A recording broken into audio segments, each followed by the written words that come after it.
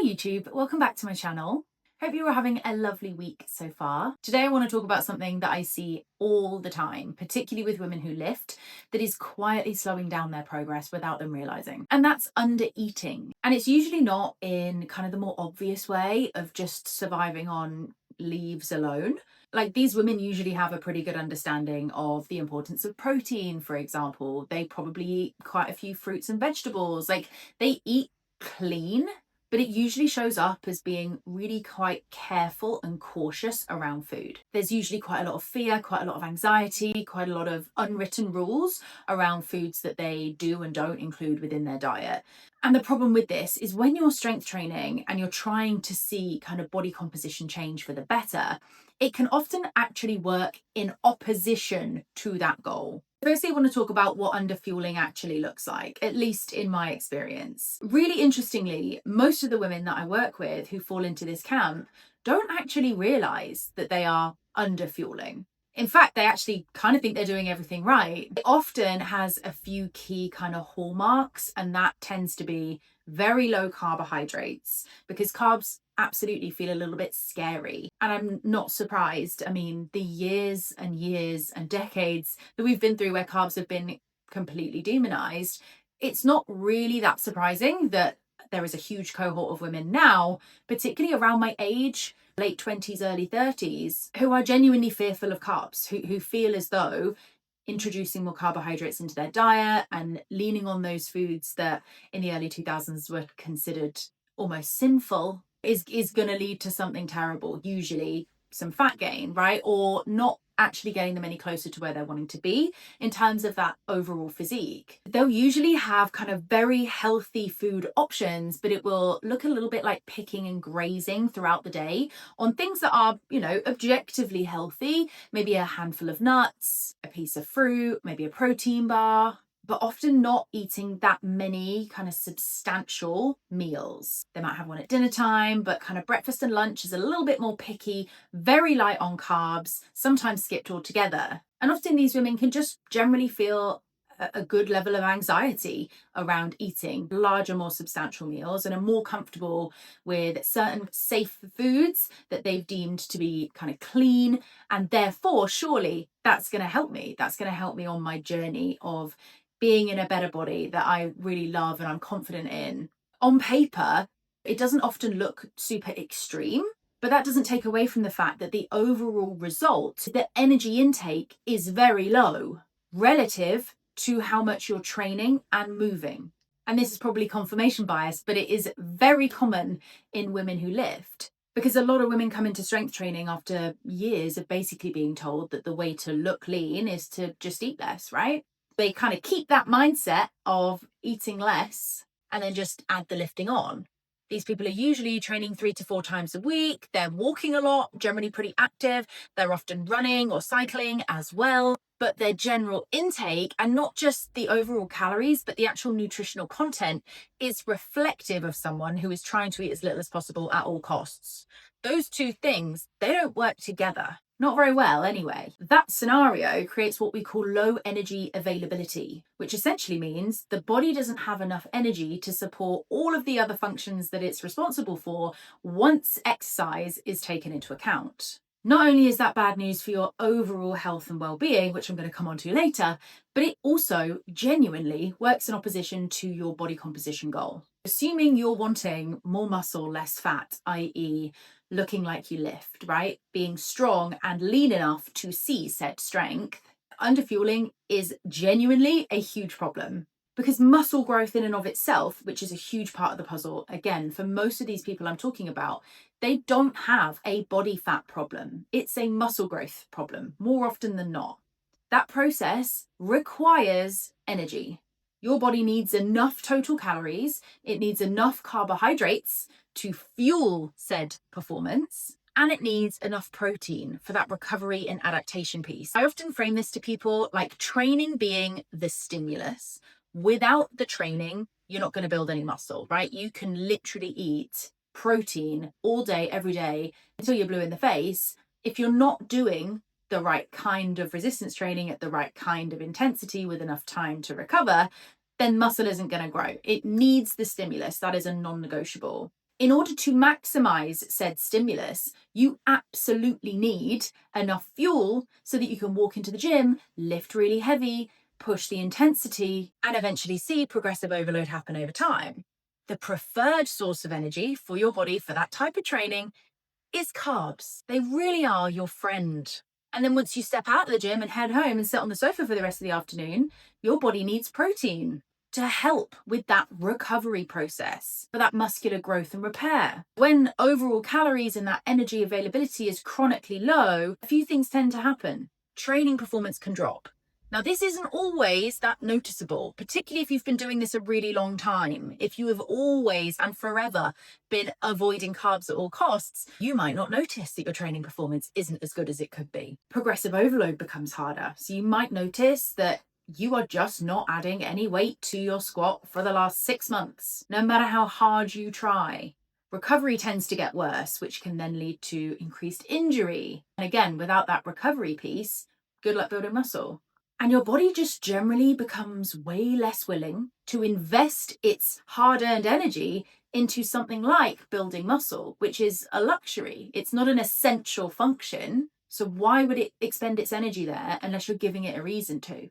You end up in kind of a really frustrating place. You feel like you are doing quite literally everything you need to be doing. You're training really hard. You're increasing your steps because you're not seeing fat loss, right? You're doing extra cardio. You categorically avoid things like pizzas or burgers or pastas because carbs. You're doing all of that. It is a huge amount of physical and mental effort without any reward. There is no progress that you can see. Not a good place to be. Just to put this into perspective, this is not something I do regularly because I don't feel like numbers are all that helpful due to everybody being so intrinsically different. For reference, I am 5'5". I am somewhere between 58 and 60 kilos. I train 4 times a week. I average, say, 11,000 steps. And during my fat loss phase last year, I was eating 1,800 calories on average. I lost 4 kilos of body fat in 6 weeks. My maintenance intake is much closer to 2,500. Now, I'm not telling you that so that you can take those numbers and run with them.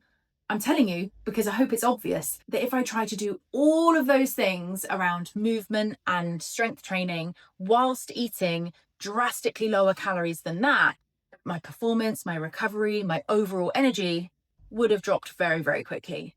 And I see this all the time with women who think they need to be eating extremely low calories in order to look lean. Often that is just not the case. But I totally understand the concern because let's face it, if you've been eating 1,400 calories for the best part of the last 5 years and avoiding carbs and then thinking I need to lose some body fat because I look fluffy, I look skinny fat, right? Where have you got to go from there? What are you going to do? You're going to eat 1,000 calories a day? And again, that is another reason why making sure you're not underfueling, maximizing what your maintenance range is so important. Not just for all of the things that I've just mentioned, but it makes dieting so much easier. When it comes time to diet, your body is used to functioning on a good high level of fuel. Your energy availability is high, right? That is not suffering. Your body is not in preservation mode. And look, beyond the physical, chronic underfueling can have a wide range of health consequences as well. Picking up on one of the things that I've mentioned throughout this is that low energy availability, or LEA. This is something that happens when the energy left over after exercise isn't sufficient to support normal physiological functions. This can lead to things like hormonal disruption, right? Menstrual irregularities, including hypothalamic amenorrhea, which is when period is lost for more than 3 consecutive months. It can reduce your bone health over time. It can increase your injury risk. You might feel like you are dragging yourself through the day with absolutely no energy whatsoever. You're always feeling beaten up. Recovery is just non-existent. And this kind of cluster of issues is often talked about under the umbrella of relative energy deficiency in sport, or REDS. And this doesn't only affect elite athletes. I definitely see milder versions of this happen pretty regularly in people who go to the gym, lift regularly, lift hard, and who are eating very little in an effort to stay lean. If you're listening to this and kind of nodding along and being like, God, maybe I'm underfueling, here is what I would suggest you do. Firstly, track your current intake. Try not to change any behaviors. Just track things as they are for a minimum of a week, ideally 2. Also track your body weight day to day.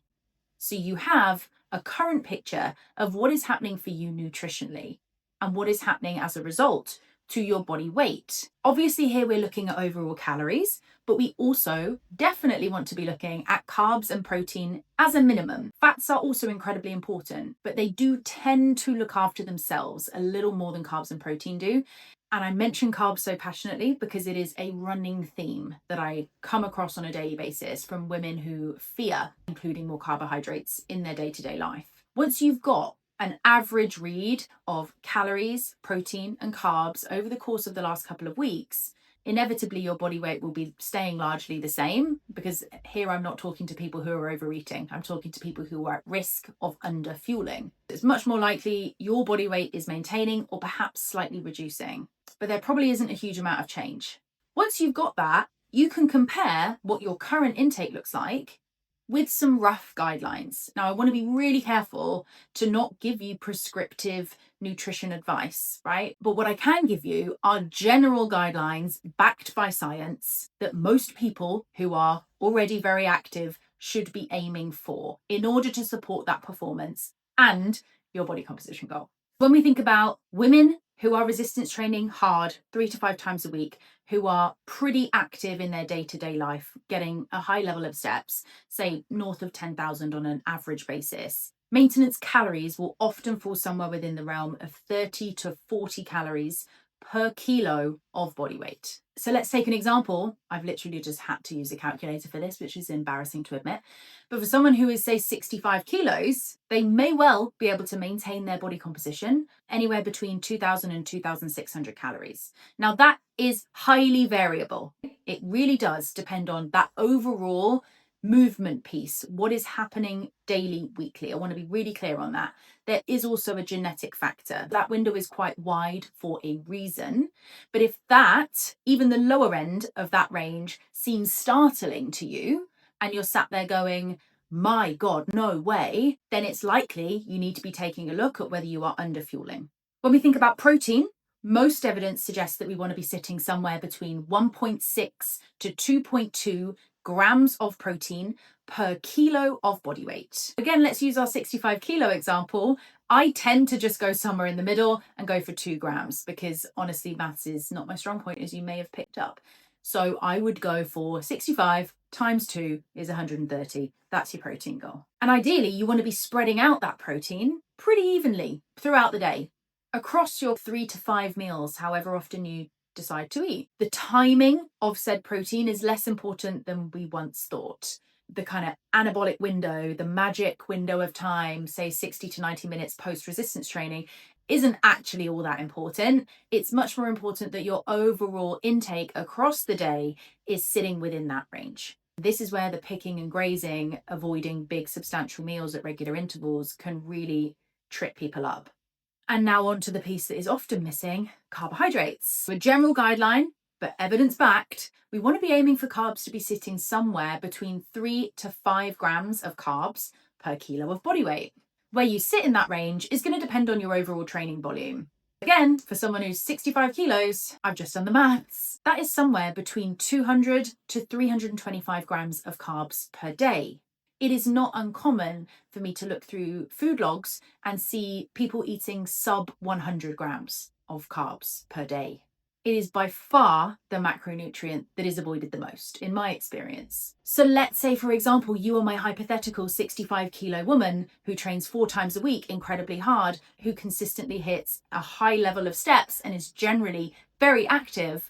And you can see your 2-week average is sitting at, say, 1,600 calories, 80 grams of protein, and 100 grams of carbs. You can see there's a bit of a gap to be filled here. Outside of the specifics around your nutrition, your macros, your calories, one of the main things that I see the most improvement in for women who have previously, historically been underfueling is changing that meal structure. Regular meals throughout the day. Roughly predictable timeframes, usually every 3 to 4 hours. Protein, carbs, color within each of those meals. It doesn't have to be perfect. It doesn't have to be 100% whole foods based. You do what you can with what you have. But changing that structure goes such a long way in supporting those energy levels, supporting your training, and helps you to, maybe for the first time, feel really nice and satisfied throughout the day.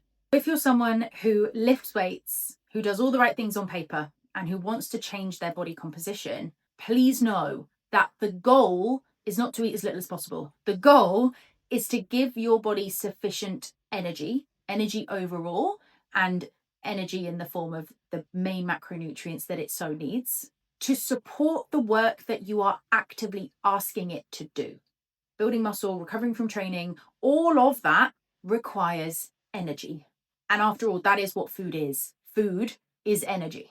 And I see this so often with the types of women who feel stuck in this cycle. It's not a lack of discipline. They are incredibly disciplined. But somewhere along the way, they've understandably learned that eating less must be the answer. And when you combine that mindset with asking big things from yourself in the form of training volume and general performance, that's when that chronic underfueling can really set in. And put simply, you're just not giving your body the resources that it needs in order to see the adaptation that you want. If you recognize yourself in any of these patterns that we've been talking about today, it might be worth asking yourself the question of not how can I eat even less, but how can I fuel my body better for the work I'm actually doing? I really hope that was helpful. As always, questions in the comments, like and subscribe, and I will see you next time. Love you. Bye.